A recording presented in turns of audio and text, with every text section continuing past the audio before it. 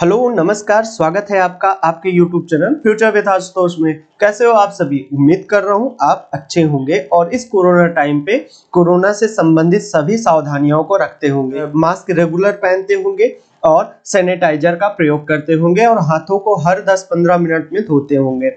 आज की जो क्लास है अर्थशास्त्र यानी अर्थव्यवस्था यानी इकोनॉमिक्स की क्लास 2 है, जिसमें मैं आपको पूंजीवादी अर्थव्यवस्था और समाजवादी अर्थव्यवस्था की बात करूंगा।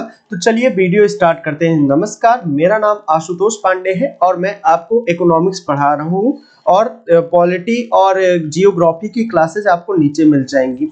चलिए स्टार्ट करते हैं क्लास को बिना किसी देरी के। जैसे कि मैंने कहा था कि अर्थव्यवस्था का वर्गीकरण करेंगे कि अर्थव्यवस्था में आखिर कौन कौन से आते हैं। इन सब मुद्दों पे हम लोग समझने का प्रयास करेंगे कि अर्थव्यवस्था क्या है, कितने प्रकार की होती है, कैसे है।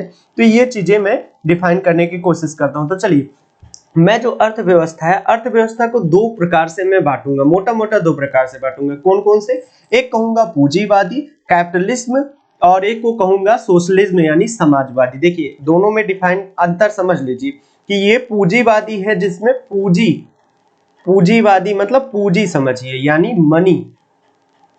मनी से संबंधित है, अभी डिफाइन कर रहा हूं थोड़ी देर में। और समाजवादी लोक कल्याण को ध्यान में रखा जाएगा, लोक कल्याण, ठीक है, लोक कल्याण को ध्यान में रखा जाएगा। ये बात ध्यान रखिएगा, दोनों में हल्का सा भी अंतर समझिए। अगर मैं बात आगे बढ़ाऊं तो पूंजीवादी अर्थव्यवस्था और ये समाजवादी अर्थव्यवस्था को ही आगे चल के ये मिश्रित अर्थव्यवस्था बनाएगी। मिश्रित अर्थव्यवस्था जैसे कि भारत में है, ठीक है, भारत में किस प्रकार की अर्थव्यवस्था उसको डिफाइन करेगा और यही आगे बढ़ के मिश्रित अर्थव्यवस्था बनाएगी। उसके बाद ये समाजवादी का ही एक रूप होगा, साम्यवादी, ठीक है। तो पहले हम डिफाइन करने की कोशिश करते हैं कि आखिर ये पूंजीवादी अर्थव्यवस्था और समाजवादी अर्थव्यवस्था क्या होता है। पहले चलते हैं, तो चलिए इसको हटाते हैं और चलते हैं, इसको डिफाइन करने की कोशिश करते हैं। एक एक बात को मैं लिखने का प्रयास करता हूँ, आप समझने का प्रयास करते रहिएगा और सेफ्टी से एकदम ध्यान से समझिएगा। ध्यान से देखिए, पूंजीवादी अर्थव्यवस्था जैसे मैंने कहा कि ये मनी से संबंधित है, ठीक है, और ये क्या है, लोक कल्याण से संबंधित है, सोसाइटी से संबंधित है, ठीक है। ये समझ लीजिए कि एक फॉर्मूला टेक्निक है आपको याद करने के लिए।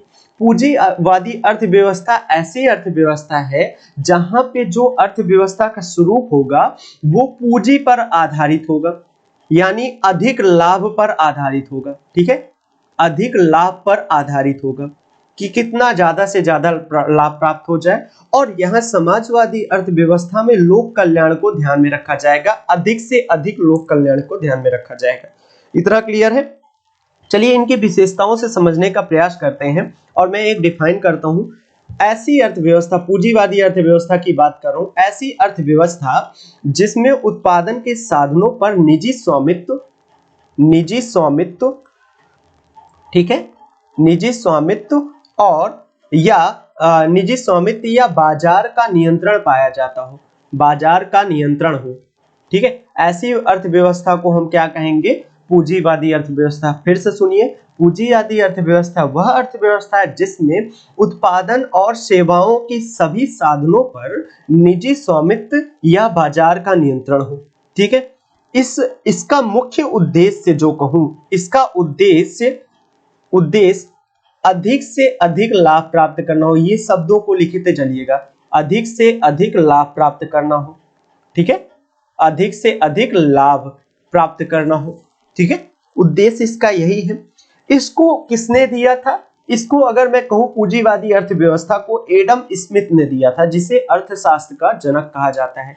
एडम स्मिथ ने अपनी पुस्तक जो थी, उन्होंने 1776 में एक पुस्तक लिखी थी जिसका नाम था the wealth of nation, the wealth of nation, wealth of nation पुस्तक का नाम है, उनकी बुक का नाम था। उसमें उन्होंने ये अर्थव्यवस्था, पूंजीवादी अर्थव्यवस्था का नाम लिखा, ठीक है। और चीजें मैं बाद में डिफाइन करूंगा कि कैसे इन्होंने हस्तक्षेप की नीति अपनाई। फिलहाल पूंजीवादी अर्थव्यवस्था की बात कर रहे हैं।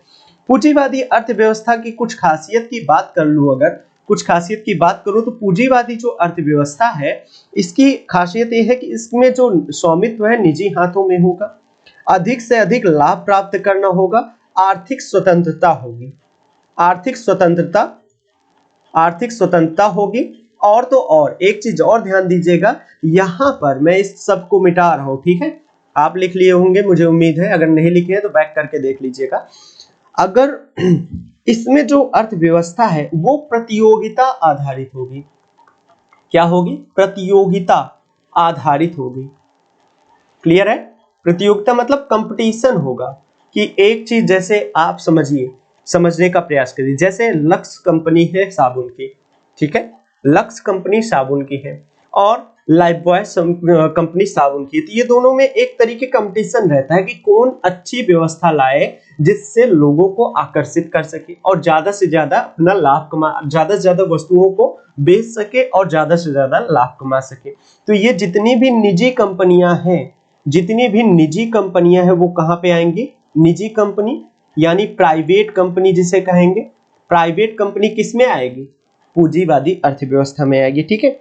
और इसमें एक चीज और है, इस अर्थव्यवस्था की एक खासियत और है कि ये जो होता है मांग और क्या कहते हैं उसको, मांग व पूर्ति पर आधारित होता है, पूर्णतया मांग व पूर्ति पर आधारित होता है। जिसकी ज्यादा मांग होगी उसको ज्यादा उत्पादन करना चाहेगा, ठीक है। और इसमें जो वस्तु और इसमें वस्तु में इसकी खासियत में एक बात और कर दूं, इसी वस्तु में जो होगा वो गुणवत्ता अधिक अच्छी होगी, गुणवत्ता अच्छी होगी। तो ये पूंजीवादी अर्थव्यवस्था आपने क्लियर कर लिया। अब चलिए बात करते हैं समाजवादी अर्थव्यवस्था क्या है। समाजवादी अर्थव्यवस्था, मैंने कहा कि इसका उद्देश्य जो होगा, इसमें अगर संसाधनों का बात करूं कि अगर मैं इसको डिफाइन करने की बात करूं तो ये जो अर्थव्यवस्था है ये एक ऐसी अर्थव्यवस्था होती है जिसमें संसाधनों पर ये कहूं कि वस्तुओं के उत्पादन के साधनों पर संसाधनों पर नहीं, साधनों पर बात करूं, साधनों पर किसका अधिकार होगा, राज्य का अधिकार होगा, राज्य या सरकार कह दो, सरकार का अधिकार होगा।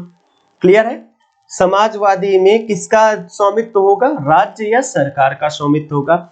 उद्देश्य क्या होगा इसका, उद्देश्य होगा लोक कल्याण, ठीक है, लोक कल्याण, ना कि पैसा कमाना। पूंजीवादी अर्थव्यवस्था का उल्टा इसका उद्देश्य होगा कि लोक कल्याण को ध्यान में रखा जाएगा। इसमें केंद्रीकृत योजनाएं होंगी यानी केंद्र का अधिकार होगा, ठीक है। वर्ग संघर्ष की समाप्ति करेगा, वर्ग संघर्ष की समाप्ति, ये लिख रहा हूं, वर्ग संघर्ष की समाप्ति, ठीक है। इससे एक चीज मुझे याद आ गया, पूंजीवादी अर्थव्यवस्था को किसने दिया है, कार्ल मार्क्स ने दिया है। कभी मौका लगा तो मैं आपको कार्ल मार्क्स के बारे में बढ़िया से बताऊंगा। किसने दिया है पूंजीवादी अर्थव्यवस्था को, कार्ल मार्क्स ने दिया। और कार्ल मार्क्स का एक सिद्धांत था, ये क्लासलेस सोसाइटी चाहते थे, क्लासलेस सोसाइटी, ठीक है, क्लासलेस सोसाइटी ये चाहते थे, यानी वर्गहीन समाज की स्थापना करना चाहते थे, वर्गहीन समाज की स्थापना करना चाहते थे। जो मैंने इनकी थ्योरी से मतलब एक मोटा एक आइडिया निकाला है वो यही है कि ये क्लासलेस सोसाइटी यानी वर्गहीन सोसाइटी की स्थापना करना चाहते थे। ये सारी बातें लिख लीजिएगा, बहुत ही जान लीजिए, मेहनत से ये चीजें मिलती हैं, ठीक है। इसमें जो होगा, अगर मैं समाजवादी अर्थव्यवस्था की बातें करूं तो इसमें समाजवादी अर्थव्यवस्था में जो संसाधनों पर ये कहूं कि राज्य सरकार, ये कहूं सरकार का पूर्ण स्वामित्व होगा, सरकार का पूर्ण स्वामित्व होगा, ठीक है। अब मेरा सवाल ये आता है, आपसे आना चाहिए, जाहिर सी बात है आएगा ही, कि ये जो समाजवादी अर्थव्यवस्था है, पूंजीवादी अर्थव्यवस्था है, क्या 100% हो सकता है, क्या 100% कोई सोसाइटी पूंजीवादी हो सकती है या कोई सोसाइटी समाजवादी हो सकती है? तो आपका जवाब होगा जी नहीं, बिल्कुल नहीं। क्या सभी स्वामित्व पर पूरा ऐसा कोई देश हो सकता है जिसमें सरकार ही ना हो, सारी चीज निजी हाथों पे हो? तो आपका जवाब आएगा ऐसा हो ही नहीं सकता। ऐसा कोई सरकार है जहां पे आपका सारा का सारा 100% जो हो वो राज्य के अंतर्गत आता हो? तो आपका जवाब आएगा नहीं। अगर ऐसा होगा, एक चीज ध्यान रखिएगा, नहीं से पहले जहां पर राज्य का पूर्ण स्वामित्व होगा, जहां पर राज्य का पूर्ण स्वामित्व होगा, शब्दों पर ध्यान दीजिएगा, उस अर्थव्यवस्था को हम कहेंगे साम्यवादी अर्थव्यवस्था। साम्यवादी अर्थव्यवस्था यानी ऐसा कहा जाए, ऐसा कह दूं, अगर कहना चाहूं तो कह दूं कि ऐसी अर्थव्यवस्था जिसमें सरकार ही सब पर नियंत्रण रखती हो, जैसे चीन हो गया, चीन का उदाहरण हो गया, ठीक है, जहां पे सरकार ही सारे निर्णय लेती होंगी, ठीक है। और इनके उदाहरण तो मैंने दिया नहीं पूंजीवादी अर्थव्यवस्था के, और इनकी उदाहरण मैं बताता हूं आपको। पूंजीवादी अर्थव्यवस्था की उदाहरण अगर दिया जाए तो पहले जैसे जापान हुआ, अमेरिका हुआ, यूएसए हुआ, जापान,